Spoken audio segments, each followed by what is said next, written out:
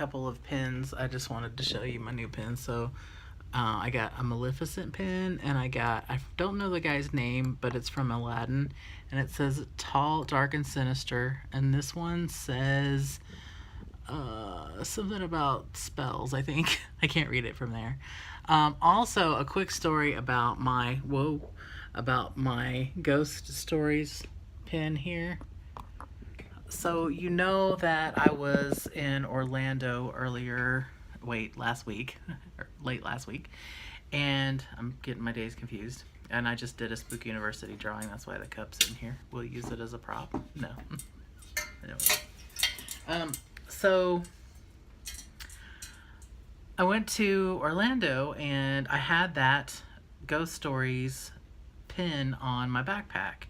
And I put the backpack under the seat in front of me on the plane, and I think this is when it happened, but I pulled the backpack up out of the seat thing, and I must have knocked it off at that point.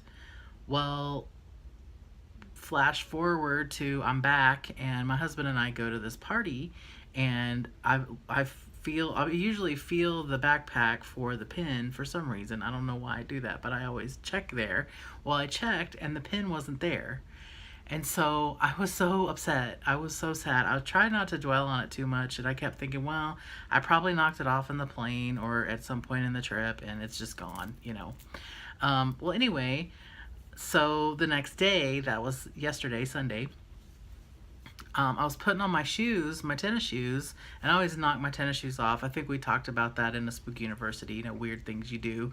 And one of those things is just knocking my shoes together 3 times to make sure there aren't any spiders or anything inside of them. And when I flipped it over, I thought, what in the heck is that stuck on my shoe? It was my pin. I don't know. So I thought that was sort of interesting that I had a pin stuck to my shoe that I thought I lost. I was so excited that I found it. I was so happy I found it. Okay, so why am I here? It wasn't to tell you about my pin. That was just a bonus. But why I'm here is a Spooky University response. And I'm actually catching up. I'm going to probably post this one first since it's the most recent topic. And then I think I'm maybe 2 topics back. I'm going to double check. But anyway, there will be another Spooky University response coming this week besides this one. But today's topic is communicating with the dead. Do I communicate with people who have passed away in my life that have passed away?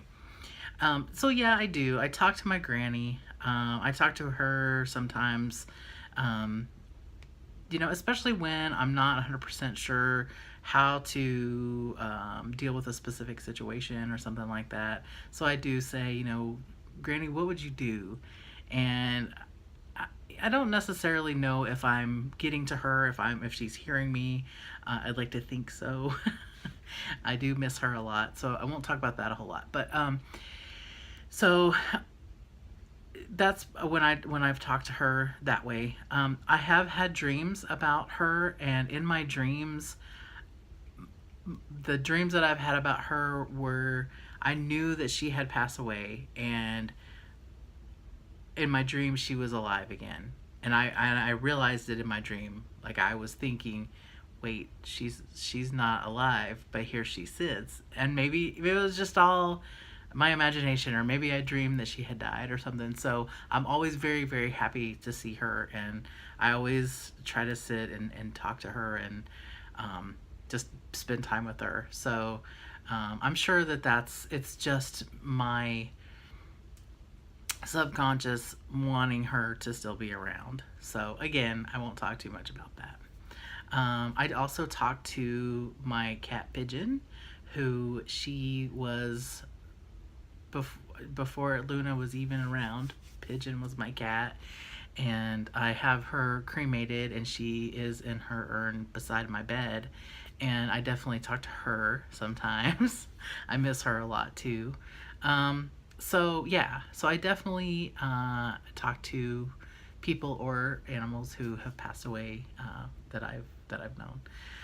As far as tools, so another question that I had asked was about tools.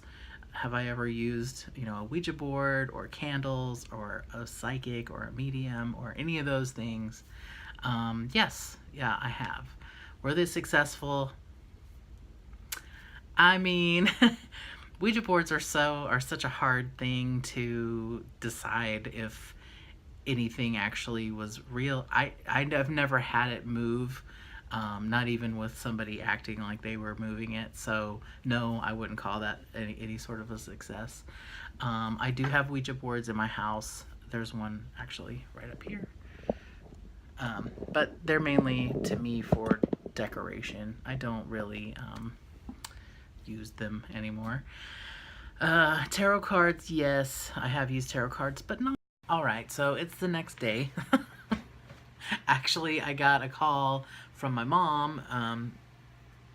Long story, but after that, I stopped what I was doing and I left the room and stuff. So, continuing on, I was talking about tarot cards, and I definitely have done tarot card readings for people.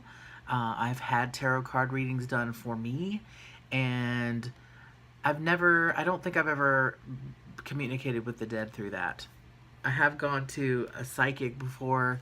I have I don't think I've ever talked to a medium, but I've definitely talked to a psychic before. And while I wasn't able necessarily to talk with somebody who had passed away, they were able to tell me some pretty interesting things. So I'll save that for another Spooky University response. But,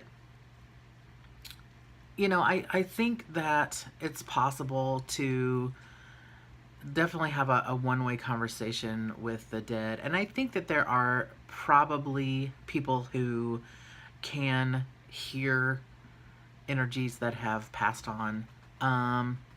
But I don't have any proof of that. I've never, heard anybody who's passed away talk to me. I've never met anybody who had that sort of ability. So, as far as it being possible, I'm going to say yes, it's possible.